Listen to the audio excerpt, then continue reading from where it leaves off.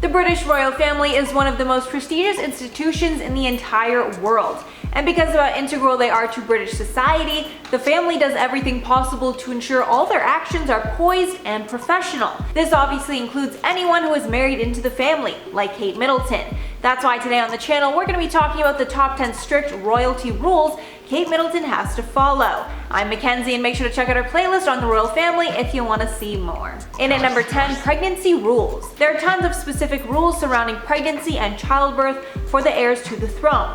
Firstly, all pregnancy announcements are to be announced at the 12-week mark. This was a bit of a problem for Kate because she was pretty sick in the beginning of her pregnancy before it was announced, and because of this she was absent from a lot of public events. However, the royal family ended up deciding to make her announcement earlier to explain her absences.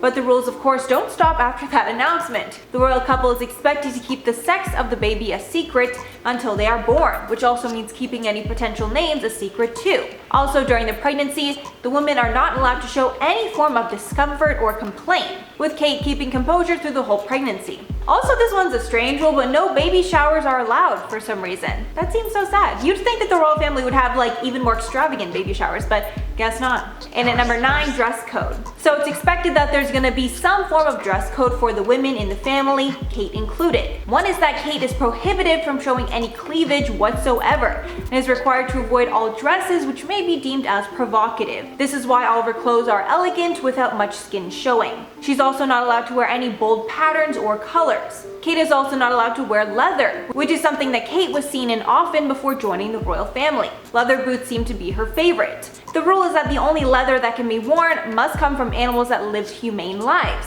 And since that's difficult to find, the royals generally shy away from the material altogether. Lastly, Kate is also not allowed to take off her coat in public, no matter how hot it gets. Literally no idea why that's a rule. That would just be so uncomfortable. And at number 8, no profit. Before Kate was a royal, she dabbled in professional photography.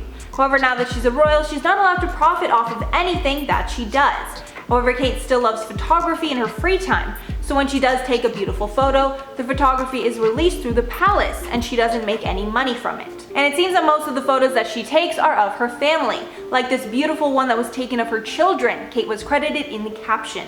And at number 7, no PDA. No PDA is something that most people expect when talking about the royals, but I had no idea just how strict that it was, with the rules being even more strict for anyone who is in direct lineage of the throne. This is why we've seen Harry and Meghan break these rules before, as the rules are looser for them. The Queen finds public displays of affection completely inappropriate. Therefore, all royal couples are prohibited from engaging in any PDA whatsoever. And the royals even consider holding hands a form of intimacy that is not allowed, which is why it's pretty rare to find photos of royals holding hands while out at public events. And at number 6, perfect nails. Being well groomed is an integral part of being a royal, and for women, along with wearing a hat to all daily functions, perfect nails are expected, and Kate is required to keep her hands manicured at all times. The nails cannot be too long or too short, and of course there are restrictions on the colors that are allowed too, with royals like Kate only being able to wear subtle natural tones. And because of this, she wears soft pink and nude nails most of the time. And you guys know that I'm obsessed with my acrylic nails and usually have,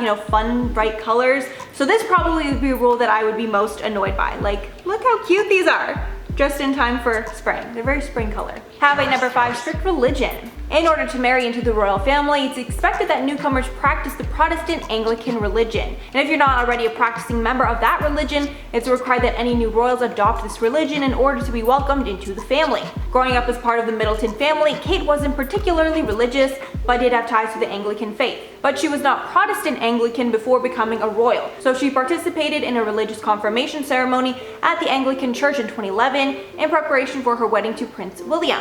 It was also assumed that Meghan converted religions as well. And at number 4, strict curtsy rules. This rule applies to all women in the royal family, but it can be tricky to know when you may have to curtsy to someone or they have to curtsy to you. It's all determined based on the person's proximity to the throne. It's tradition that Kate, along with anybody else, curtsies to the Queen the first time that she sees her during any given day as a sign of respect. And even though Kate is wife of the future king, she still must curtsy to other members of the family. According to the rules, she always curtsies to Prince Philip, Prince Charles, and Camilla Parker Bowles, only if Charles is with her.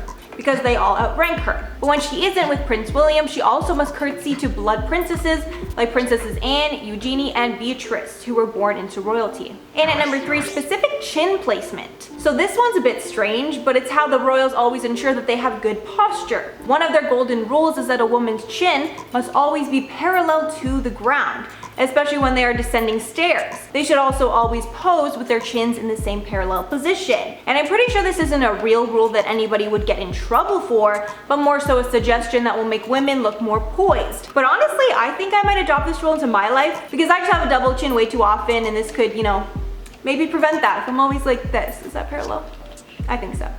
And at number 2, Kate must wear a hat. One of the most closely followed rules by the royal family is that all royal women must wear a hat when out in public at formal events. It's a royal protocol rule that dates back to the 1950s, when everyone wore hats. And I guess even though times have changed and less people wear them now, they still think it adds to a poised look. And honestly, I agree. The only time you'll see a royal out not wearing a hat is if it's after 6 p.m, when the women are allowed to go bareheaded or wear a tiara if it's something very official. And finally, at number 1, forbidden words. The royal family are always trying to look poised and respectful, and because of this, there are some words that they just do not say. And Kate had to learn quickly what these words were. We don't have a complete list, but it seems that the list of words not to use includes toilet, pardon, couch, living room, posh, patio, and perfume. And I truly have no idea why such a posh family would not be able to use the word posh. Maybe they're trying to seem humble or something, who knows? Also, I was really surprised that they're not able to use the word pardon. That seems very strange. Apparently the royals do not like the term for some reason, and instead the word sorry or sorry what should be used instead. Interesting. Also, I know everyone's gonna make fun of the way I just said sorry. That's how I say it, okay? I'm Canadian. Alright, that's all for the list, guys. Let me know your thoughts below and tell me, would you ever want to trade lives with Kate Middleton? When I was a child, I thought that being a part of the royal family would be the greatest thing ever. But now that I'm older and see just how controlled their lives are, I'm not sure I think it was worth it. But I'd love to know your thoughts below. I know there's a lot of mixed opinions with that one. But before I go, I'm going to shout out some comments from my update on a woman who coughed on her Uber driver. One user said, quote, "This girl was such a genius that she posted the video herself on Instagram, expecting people to side with her, as if she was the victim in all of this."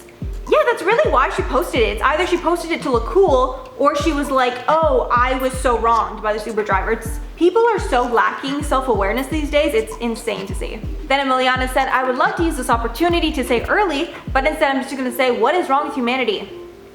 A lot. No, honestly, not a lot is right with us. It's really sad. Then one user said, "Inmate, what are you in for?" Her, "I coughed on a guy." Literally, that's so embarrassing. So, to have to say that to your family too, or that's just such an embarrassing thing to admit. Just wear a mask. It's really not that hard.